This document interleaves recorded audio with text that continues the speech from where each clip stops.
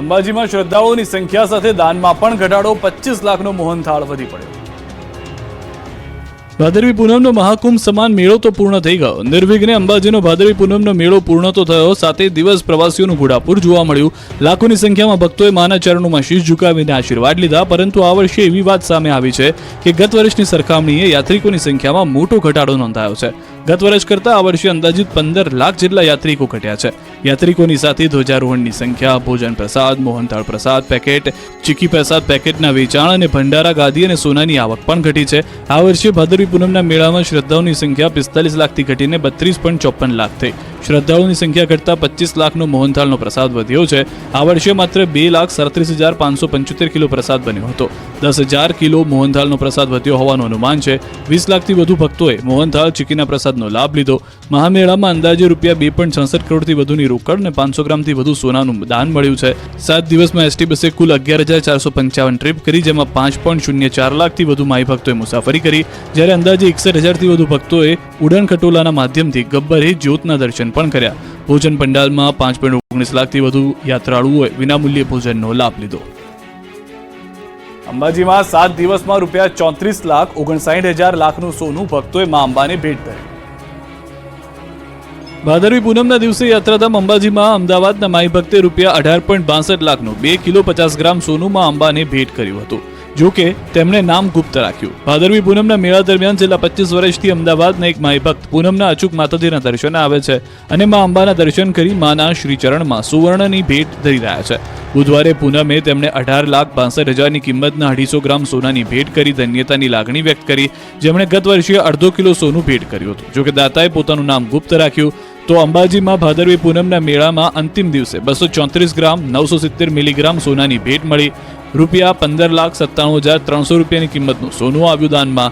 આ મેળાના અંતિમ દિવસે 34,59,802 રૂપિયાની સોનાની ભેટ મળી.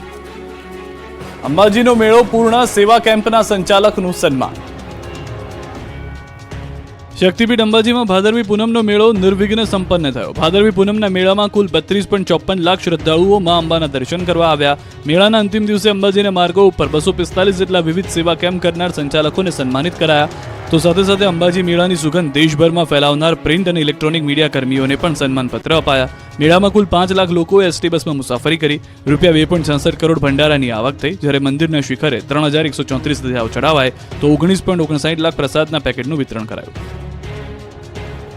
અંબાજી મંદિર આવતીકાલે બપોરે 1 વાગ્યા પછી બંધ રહેશે.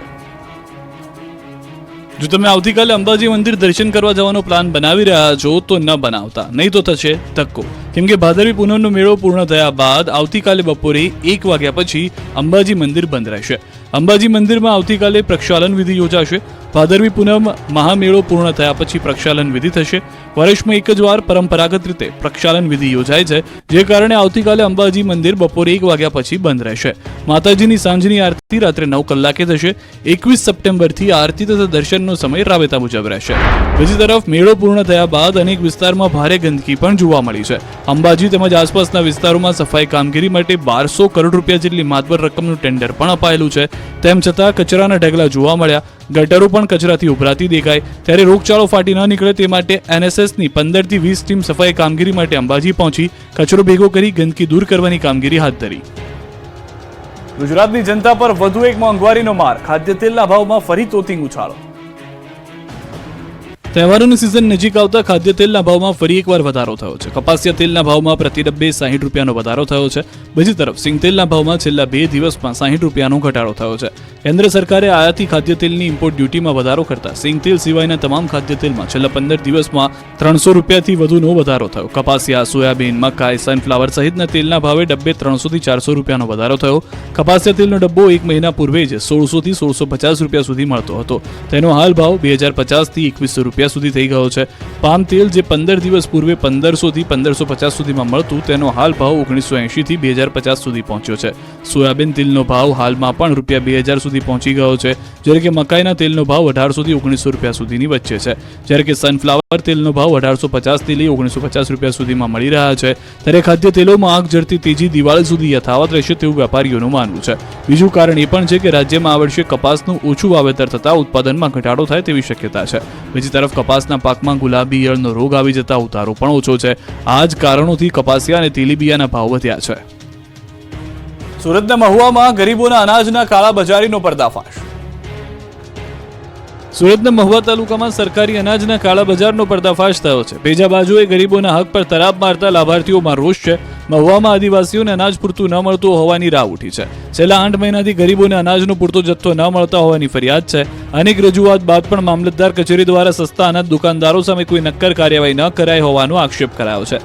ત્યારે આદિવાસી સંગઠન હવે મેદાનમાં આવ્યું છે અને જાતે જ પુરાવાઓ એકત્રિત કરવાનું શરૂ કરી વિજિલન્સ તપાસની માંગ કરવા આવેદન પાઠવ્યું. અને જો માંગ સ્વીકારવામાં ન આવે તો જનતા રેડની ચીમકી ઉચ્ચારી.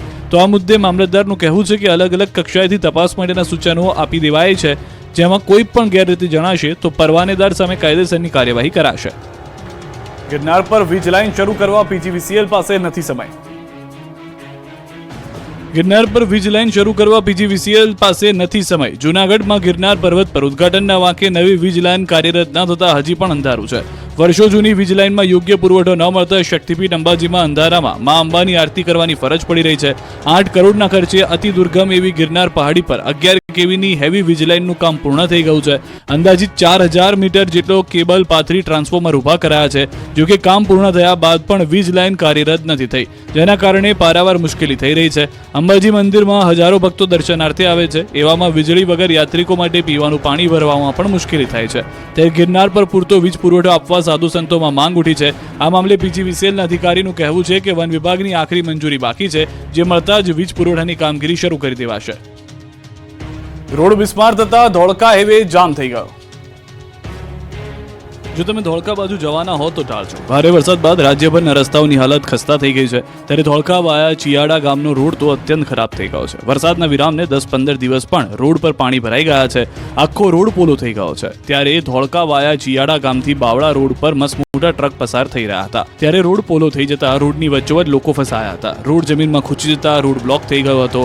બંને બાજુ ટ્રાફિક જામ થયો. બાઇક ચાલકો જીવના જોખમે બાઇક કાઢતા નજરે પડ્યા. 3 વાહનો એકસાથે રોડ પર ફસાતા રોડ પર ચાલવું પણ મુશ્કેલ બન્યું.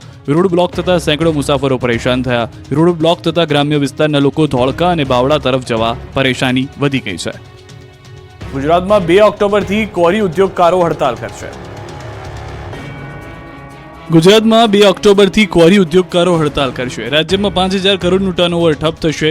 અરવલ્લી, ખેડા સહિત ગુજરાતની 1200 કોરીઓ હડતાલમાં જોડાશે, તો અન્ય 2800 લીઝ ધારકો પણ હડતાલમાં જોડાશે. એન્વાયરમેન્ટ સર્ટિફિકેટના નામે ખાણ ખનીજ વિભાગની પજવણીથી કોરી ઉદ્યોગકારો પરેશાન છે. ખાડા અને સ્ટોક માપણીના નામે હેરાનગતિ કરાઈ રહી હોવાનો આક્ષેપ કર્યો. ખાણ ખનીજ વિભાગની હેરાનગતિથી 60% ઉદ્યોગો બંધ થવાનો દાવો કર્યો. 60% કોરીઓના ETI અને રોયલ્ટી પેપર આપવાના બંધ કરાતા રોષ ફેલાયો, જેથી ગુજરાતમાં 2 ઓક્ટોબરથી કોરી ઉદ્યોગકારો હડતાલ કરી વિરોધ કરશે. આ અંગે ગાંધીનગર ખાતે બેઠક બાદ નિર્ણય લેવાયો છે. દ્વારકાના શિવરાજપુરમાં મલ્લ કુસ્તી મેળો યોજાયો. દંગલ ફિલ્મ જેવા સર્જાયા દ્રશ્યો. દેવભૂમિ દ્વારકામાં શિવરાજપુર બીચ પર જોવા મળ્યા દંગલ ફિલ્મ જેવા દ્રશ્યો. દેવભૂમિ દ્વારકાના શિવરાજપુર ગામે કોમી એકતા સ્વરૂપ જાકુમ-બચા દાદાના ઉર્ષ નિમિત્તે દર વર્ષની માફક મલકુસ્તી જૂનવાણી ઢબે યોજાતી હોય છે. 500 વર્ષથી યોજાતા મેળામાં મોટી સંખ્યામાં લોકો જોડાયા. યુવાને કુસ્તીના મેદાનમાં ઉતરીને પોતાની શક્તિનો પરિચય બતાવ્યો. એક ચડિયાતા દાવ થકી વિરોધીઓને પસ્ત કરીને લોકોનો ઉત્સાહ વધાર્યો. દૂર દૂરથી અહીં મલકુસ્તીબાજો કુસ્તી લડવા આવ્યા હતા. 200 જેટલા કુસ્તીબાજોએ પોતાની શક્તિનું પ્રદર્શન કર્યું, કૌવત બતાવ્યું. સ્પર્ધામાં પ્રથમ, દ્વિતીય અને તૃતીય આવનાર કુસ્તીબાજોને ટ્રોફી, પ્રમાણપત્ર અને રોકડ પુરસ્કાર આપવામાં આવ્યા. શિવરાજપુર વાડી વિસ્તારમાં જાકુપીર ડાલાની દરગાહ આ મલ કુસ્તી મેળાનું ભવ્ય આયોજન કરવામાં આવ્યું હતું. દેશી WWF ગણાતી મલ કુસ્તીને નિહાળવા દૂર દૂરથી લોકો આવ્યા હતા. નવરાત્રી પહેલા અમદાવાદમાં યુવકે 35,000 ખર્ચીને બનાવી 5 કિલો વજનની પાઘડી. નવલા નોરતાની તૈયારીઓ પૂરજોશમાં ચાલી રહી છે. ત્યારે અમદાવાદમાં આ વખતે અનુજની પાઘડી ધૂમ મચાવવાની છે. આંતરરાષ્ટ્રીય ગરબા ખેલાડી અનુજ મુદલેરિયાએ આ વર્ષે 5 કિલોની પાઘડી તૈયાર કરી છે. આત્મનિર્ભર ભારત થીમ પર તૈયાર થયેલી આ પાઘડી ખાસ છે. આંતરરાષ્ટ્રીય સ્તરે ખ્યાતિ ધરાવનાર અમદાવાદના ખેલૈયા દર વર્ષે અવનવી થીમ પર પાઘડી તૈયાર કરે છે. ત્યારે આ વખતે પણ તેમણે આત્મનિર્ભર ભારતની થીમ પર આકર્ષક પાઘડી અને ગરબાનો પહેરવેશ તૈયાર કર્યો છે. પ્રધાનમંત્રી મોદીને ત્રીજી ટર્મ માટેની શુભેચ્છા. ડાયમંડ બુર્જ સહિતની પ્રતિકૃતિનો ટ્રેડિશનલ પાઘડીમાં સમાવવામાં આવી છે. 35,000ના ખર્ચે અનુજ મુદલિયારે આ પાઘડીને તૈયાર કરી છે, જેનું વજન 5 કિલોગ્રામ છે, જ્યારે તેના પહેરવેશનું વજન 12 કિલોગ્રામ છે.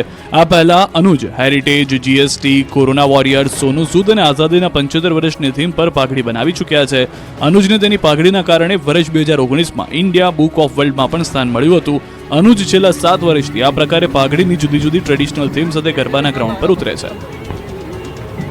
રાજકોટમાં દોડશે મેટ્રો રેલ. 38 કિલોમીટરનો રૂટ તૈયાર કરવાનો ખર્ચ ₹10,000 કરોડ. અમદાવાદ અને સુરતની જેમ હવે રાજકોટમાં પણ દોડશે મેટ્રો ટ્રેન. રાજકોટને એમ્સ ક્રિકેટ સ્ટેડિયમ આંતરરાષ્ટ્રીય એરપોર્ટ મળ્યા બાદ હવે રાજકોટમાં મેટ્રો રેલ પણ દોડતી થશે. રાજકોટમાં મેટ્રો રેલ શરૂ કરવા માટેની તૈયારીઓ શરૂ થઈ ગઈ. રાજકોટ મેટ્રોની જવાબદારી Gujarat metro rail corporation limited કંપનીને ગાંધીનગર કચેરી સંભાળશે. મેટ્રો રેલના અધિકારીઓ રાજકોટમાં આવીને સર્વે પણ કરી ગયા. ગુજરાત સરકારે આ પ્રોજેક્ટને મંજૂરી આપીને તેનો ડીપીઆર કેન્દ્રમાં મંજૂરી માટે મોકલી આપ્યો. કેન્દ્રની મંજૂરી મળ્યા બાદ ઝડપથી રાજકોટમાં મેટ્રો રેલનું કામ શરૂ કરી દેવામાં આવનાર છે. રાજકોટમાં મેટ્રો રેલ પ્રોજેક્ટ માટે આશરે ₹10,000 કરોડ ખર્ચ થશે અને શહેરની આસપાસનો અંદાજિત 38 થી 40 કિલોમીટરનો વિસ્તાર આવરી લેવામાં આવશે. સંભવત Shapar Veraval 150 foot ring road, Khanderi, AIIMS સહિતના રૂટ પર મેટ્રો રેલ લાઇન બિછાવવામાં આવી શકે છે. રાજકોટમાં મેટ્રો રેલ શરૂ થવાની દરરોજ આશરે 20 થી 25,000 લોકોને લાભ મળવાની શરૂઆત થશે. ભાવનગરમાં જીએસટીના બોગસ બિલિંગ કૌભાંડના 3 આરોપીની ધરપકડ. ભાવનગરમાં જીએસટીના બોગસ બિલિંગ કૌભાંડના માસ્ટર માઇન્ડ 3ની પોલીસે ધરપકડ કરી. પાલિતાણા ટાઉન પોલીસ મથકમાં જીએસટીના બોગસ દસ્તાવેજ કેસમાં નાસ્તા ફરતા અબ્દુલ કાદર ઉર્ફે છોટા શકીલ સૈયદને કુંભારવાડા સર્કલથી, આરોપી જાફર અહમદ આરબને હલુરિયા ચોક નજીકથી અને અસફાક ઉર્ફે બાડો સિપાઈને પીરછલ્લા શેરીમાંથી ઝડપી લઈ કાર્યવાહી હાથ ધરી. 1,000 કરોડ કરતાં વધારે રકમના બોગસ બિલિંગ કૌભાંડમાં આરોપીઓના નામ તપાસ દરમિયાન ખુલ્યા હતા. 1 વર્ષ જેટલા સમયથી આરોપીઓ ધરપકડના ભયથી ભાગતા ફરતા હતા. પેરોલ ફરોલની ટીમે 3 આરોપીઓને ઝડપી વધુ તપાસ હાથ ધરી છે. સુરતમાં લોકોને ખોટા સોનાના સિક્કા પધરાવતી ગેંગ ઝડપાઈ છે. લોકોના ઘરે ઘરે જઈને ઘી વેચવાના બહાને પોતાની પાસે રહેલા સોનાના સાચા સિક્કા સસ્તા ભાવે આપવાનું કહીને લોકોને ખોટા સિક્કા પધરાવતી ગેંગ ઝડપાઈ છે.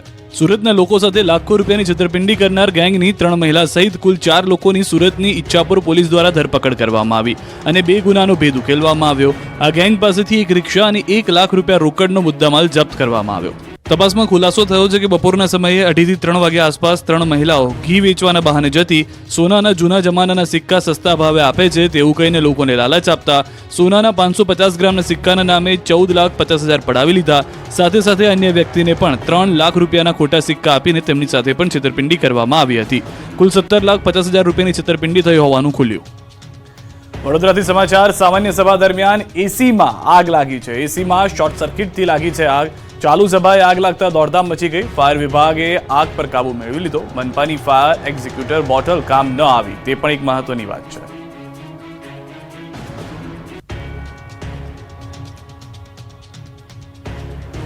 રાજકોટ જિલ્લામાં ફરી સિંહના આટાફેરા. રૂપાવટી ગામના વાડી વિસ્તારમાં ચડી આવ્યા સિંહ. રૂપાવટી, બાવા પીપળિયા, આરટીબીટી સહિતના વિસ્તારની અંદર, પીપળવાવ સહિતના વિસ્તારમાં પણ સિંહોના આટાફેરા જોવા મળ્યા છે. 3 સિંહે વાડી વિસ્તારમાં ધામા નાખ્યા. અહીંથી જૂનાગઢનો જંગલ વિસ્તાર નજીક થતો હોવાથી સિંહની રહે છે અવરજવર.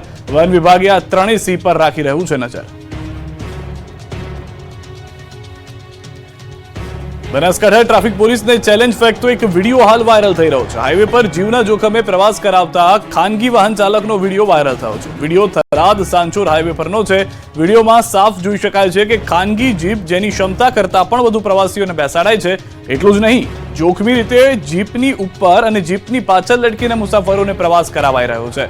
જિલ્લાના સરહદી વિસ્તારમાં આવા દ્રશ્યો જોવા મળી રહ્યા છે. અહીં સવાલ એ થાય છે કે શું થરાદ ટ્રાફિક પોલીસને આ દ્રશ્યો જોવાતા નથી? શું ટ્રાફિક પોલીસ કોઈ દુર્ઘટનાની રાહ જોઈ રહી છે? આખરે ખાનગી વાહન ચાલકોને કાયદાનો કેમ ડર રહ્યો નથી?